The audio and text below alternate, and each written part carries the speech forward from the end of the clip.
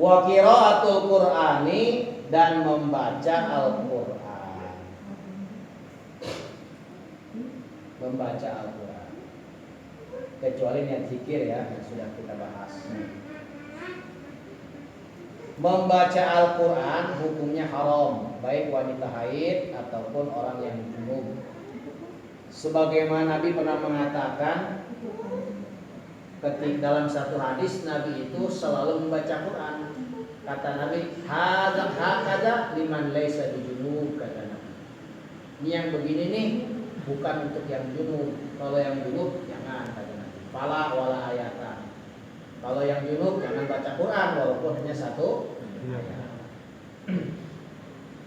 Nah sekarang begini, ada orang nazar mau baca Yasin, dia nazar. Ya, jadi nazar ketika dia pokoknya kalau sukses malam Jumat besok nih, kalau misalkan dia rezekinya atau terima kerja nih, mau dia besok mau baca Yasin dia. Nazar, kan harus tepat nazar waktunya. Mau baca Yasin. Ya, nazar kan ya.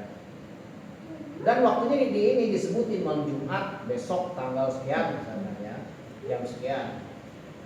Tiba-tiba jam maghrib misalnya. Tiba-tiba pas dia melaksanakan nazar itu junub, mau mandi gak ada air, dan tayamum juga misalkan gak ada debu misalkan contoh. Gimana kalau begitu? Maka tetap baca boleh untuk melaksanakan nazar. Cuman jarang terjadi. Bagaimana kalau ayatnya sudah tidak berlaku hukumnya, walaupun sudah tidak berlaku, seperti ayat iddah wanita yang ditinggal wafat suaminya. Kan tadinya kalau ada seorang istri ditinggal wafat suami, itu iddahnya 1 tahun, dia baru boleh nikah lagi. Ya, ada perempuan ditinggal wafat oleh suaminya, iddahnya adalah setahun. Tapi oleh Allah diringankan menjadi 4 bulan 10 hari. Ayatnya masih ada, hukumnya sudah tidak berlaku, tetap gak boleh dibaca dalam keadaan junub, walaupun ayatnya sudah, hukumnya sudah tidak berlaku. Kecuali ayat tersebut memang ayatnya yang sudah dihapus, seperti tentang raja ya. Baik 1 ayat maupun 1 huruf. Ada orang baca Quran cuma 1 huruf tetap dosa. Contoh misalkan dalam surah Al-Qalam, nun wal qalami wa ma yasturun, dia nyebut nun doang, nyebut nun doang, tapi niatnya baca Quran, dosa ya, walaupun cuma 1. Atau begini, baca qul huwallahu ahad, dia qul doang, tapi niatnya memang mau baca qul huwallah. Jadi cuma nyebut qul doang, itu sudah haram. Ya. Baik pelan maupun kencang. Pelan di sini artinya masih ada suara tapi pelan. Beda kalau hanya di dalam hati, enggak itu menambah dosa. Dalam hati dalam bunyi ya. Ya paling dalam hati enggak ada dosa. Ya. Bagaimana kalau kitab suci yang lain selain Al-Quran seperti Injil, Taurat, Zabur, itu mah tidak ada masalah dibaca tanpa dalam keadaan bahkan dipegang pun tanpa wudu nggak apa-apa. Di Al-Quran pernah ada Injil, siapa sih? Hotel, lempar ke pohon pisang. Injil, buat bungkus gorengan banyak. Injil. Parah banget. Jadi nginap di hotel, pulang bawa Injil, jadi diambil sama dia Injil yang di hotel. Ya. Nah dipegang apa dalam keadaan wudu, nggak punya wudu nggak apa-apa. Ya sebab sudah tidak dimuliakan kata Syekh Nawawi. Ya. Bahkan di situ sudah banyak campuran-campuran perbuatan manusia, tidak asli lagi firman Allah. Cuman kalau sampai diinjak mah jangan, sebab walaupun memang dirubah tapi masih ada yang isinya adalah firman Allah. Cuma nggak boleh pakai dalil. Ya, kita iman Injil itu adalah firman Allah. Kalau kitab Allah, kita iman Taurat kitab Allah, tapi dipakai dalil jangan. Yang ke agama sambutan dalil pakai Injil, ya salah itu. Kayak nggak ada di Quran aja.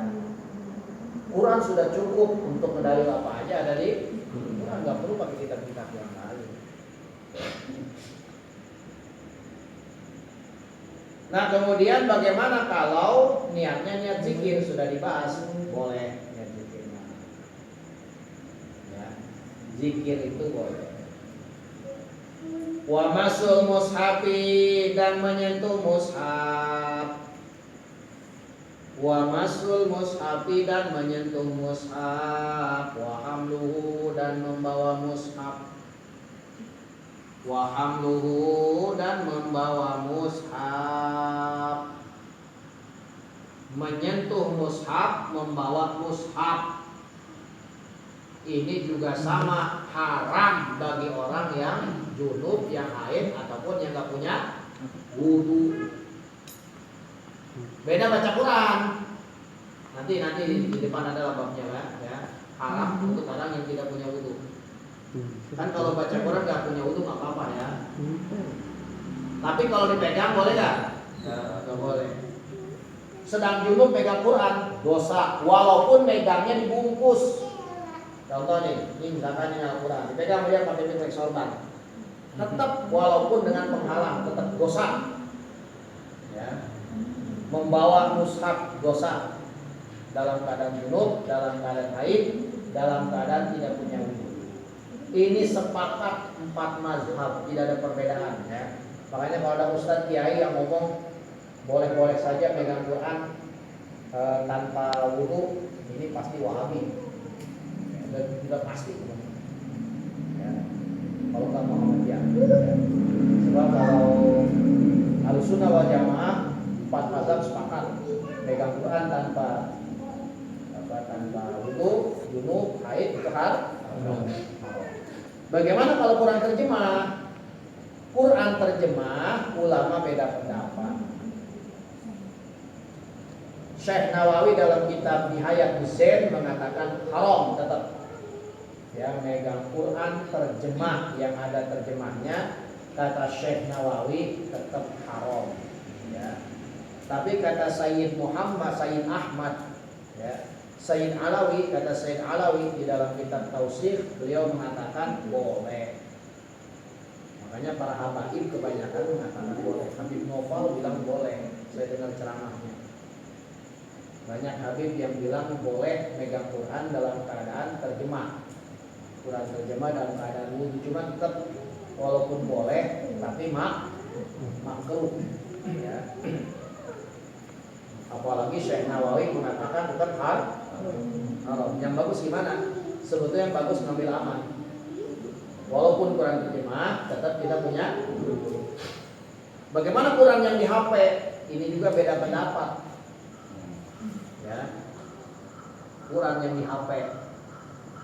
Abu Yauji pernah ngebahas haram kalau memang tulisan Qurannya ada. Tapi kalau HP-nya kemudian dimatiin, klep, jadi boleh lagi.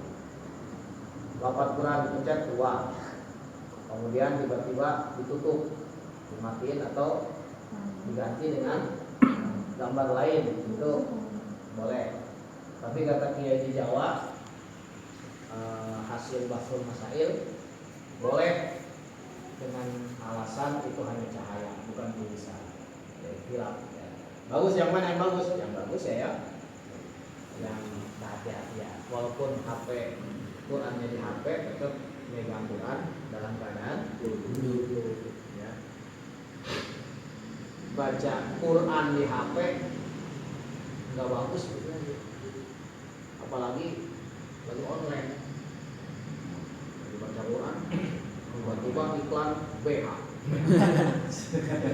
ada Shopee, tiba iklan, macam-macam.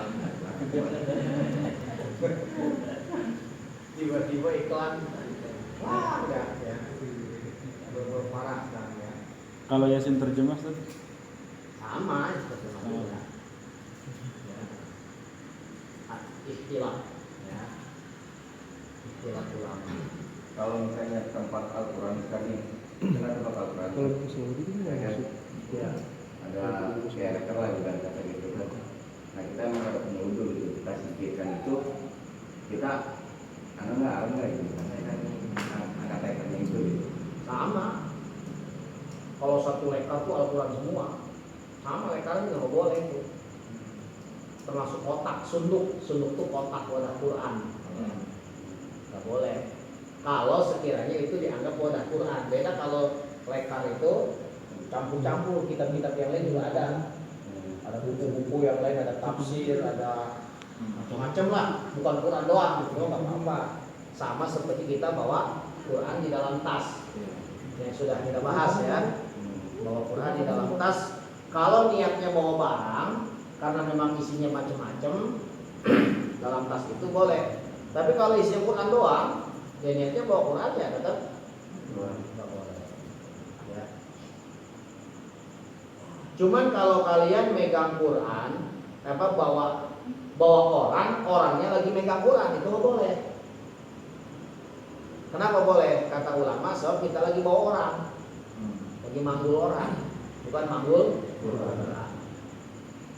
Ya. Kalau ada ustaz lagi dekat orang kita panggul. Ya. Tidak ada masalah, paling bermasalah dengan ustaznya. Kenapa lo? Ya. Kalau dibaca Quran dipanggul. Ya. Gila. Ya.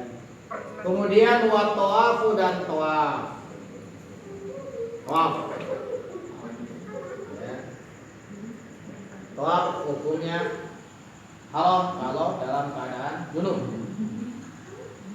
Orang sedang junub nggak boleh tawaf.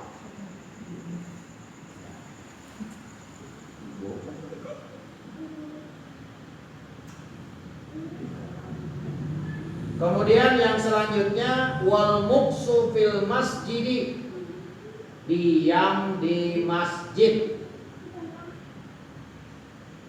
Diam di masjid hukumnya haram. Dalam Al-Quran itu manas Al-Quran. La taqrabus sholata wa antum sukara wa la junuban illa abir sabil. Janganlah kamu mendekati tempat sholat, ya, wa antum sukara, kalian dalam keadaan mabok. Wa la junuban, dan kalian jangan mendekati tempat sholat dalam keadaan junub. Ya. Dan memang Nabi sendiri yang bilang dalam hadis dari Sayyidah Aisyah, la uhillul masjida li haidin wa la junubin. Kata Nabi, tidak aku halalkan masjid untuk yang haid dan yang sedang junub. Diam ya. Beda kalau cuma lewat yang sudah saya bahas. Lewat itu masuk dari pintu satu, keluar pintu yang lain. Ya. Kecuali darurat. Bagaimana kalau dalam keadaan darurat? Darurat itu misalkan contoh dia mimpi tidur di masjid ya, tiba-tiba mimpi basah, mau keluar serem, takut. Jam 2 atau jam 3 kamar mandinya jauh. Zaman dulu ini kali ya, zaman sekarang aja dekat. Jadi antara masjid sama pemandian itu jauh, keluar ngeri. Jadi daerahnya masih daerah rawan lah, ya. Akhirnya dia di dalam demi keamanan, nggak apa-apa itu, ya, nggak apa-apa sebab darurat. Atau mau keluar dingin, hujan, mau keluar mandi itu hujan, ya, cuacanya dingin sehingga kalau dia keluar bahaya, ya, bisa sakit misalkan, ya. Kemudian atau faktor lain, dikunci masjidnya misalkan. Jadi DKM-nya nggak tahu kalau di dalam masjid ada orang. Pas dia mau mandi, dikunci, ya. Lewat mana ini? Dikunci semua, bahkan jelas. Malah sampai jelas.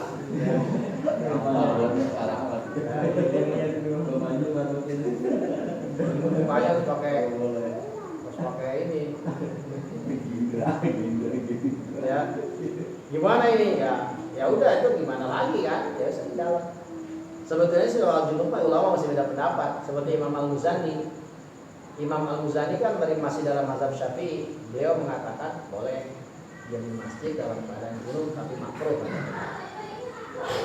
Ya. Imam Al-Muzani. Imam Al-Muzani ini sering beda emang. Ya.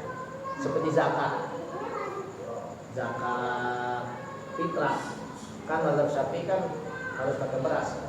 Imam Al-Muzani bilang boleh dia pakai uang. Beliau itu sering beda pendapat dari ulama yang lain. Itulah ya. Nah sekarang bagaimana kalau bolak-balik juga sama hukumnya di diam, ya, haram nggak boleh. Bagaimana hukumnya di tidur di masjid? Ya, tidur di masjid. Di sini dikatakan tidur di masjid hukumnya boleh bagi yang nggak junub ya. Dengan syarat satu tidak mengganggu orang yang sholat. Jadi jangan dilarang tidur di masjid itu. Suka ada dilarang tidur di masjid. Ya sebetulnya satu larangan yang tidak berdasarkan dalil ya. Kalau tidur di nggak boleh. Di zaman Nabi sahabat tidurnya di mana? Di masjid. Ashabus Suffah yang jumlahnya 70 orang, ada yang bilang 80 orang, di antaranya Abu Hurairah tidurnya di masjid. Ya, jadi mereka tidur di masjid. Bahkan hidupnya di masjid. Makanya nggak ada masalah tidur di masjid, cuma jangan ganggu orang yang sholat. Ya. Makanya tidurnya di pojokan, di belakang, jangan tidur di pohon aman. Ya. Tidur di barisan depan, tidur di mimbar, itu mengganggu orang yang sholat. Ya. Tapi kalau selama nggak mengganggu nggak ada masalah. Kita jangan terlalu galak sama yang grup, apalagi dia musafir jauh, tukang kompongan, tukang kerupuk, tukang ojek. Kan capek. Pernah di mana tuh? Masya Allah di kebun jeruk ya. Saya melihat langsung jadi ada tukang dagang capek tidur. Oh galak banget orang. Sampai bangunin kan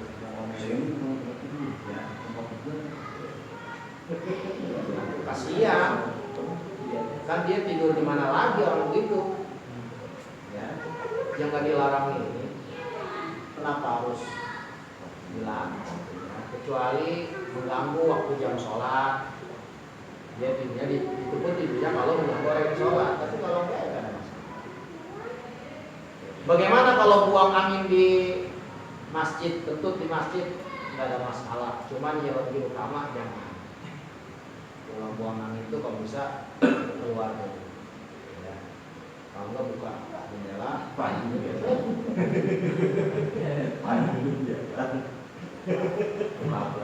sebab begini, kenapa nggak bagus kentut di masjid? Jadi kalau masuk ke masjid kata Nabi, kan sunnahnya punya wudu. Jadi kalau masuk masjid dalam keadaan wudu, sholat nggak sholat, pahalanya sholat. Kalau untung masuk masjid dalam keadaan wudu, wudu aja tuh tidak.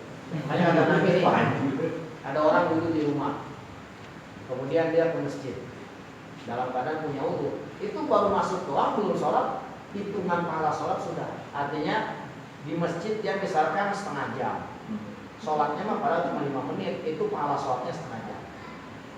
Walaupun sholatnya mah cuma 5 menit. Kalau makanya katanya malam yusti yukdis, selama dia nggak hadas. Tapi kalau sudah kentut, stop hitungan namanya pahala sholat. Ya. Begitu pula ketika dia di masjid tapi misalkan berbuat kemungkaran, itu stop pahala sholat. Masjid maling dari masjid dan baplek ya.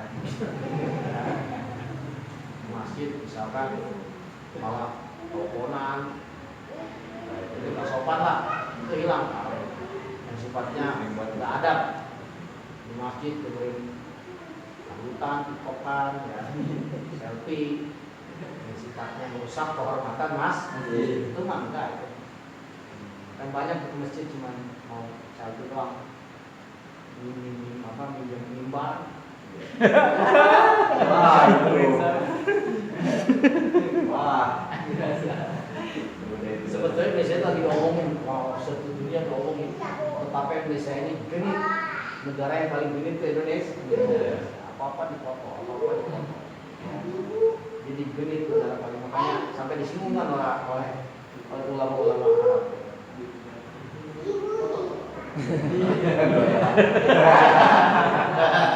Padahal dia nggak doa apa, cuma gaya doang gitu. Ya. Itu Indonesia begitu. Ternyata cuma Indonesia. Diakui dunia. Makanya kalau ke Arab itu ketika dia sering foto-foto pasti dia orang Indonesia. Noraknya itu luar biasa.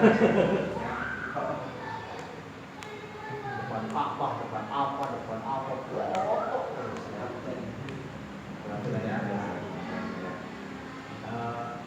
Negara yang paling norak, yang paling narsis. Sumpah aja diganti, sumpah Alek.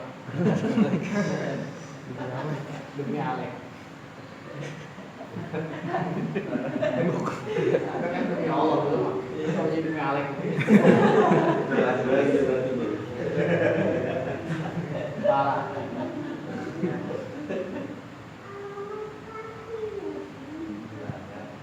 Jangan ikut-ikutan apa ya. Ditanya sama istri dari mana, sumpah demi Alek. Jangan mana. Kalau boleh sumpah itu pakai nama Allah. Ya. Bisa dosa itu kalau benar sumpah. Sumpah dimain-mainin nggak boleh. Kira ya, wallahu a'lam.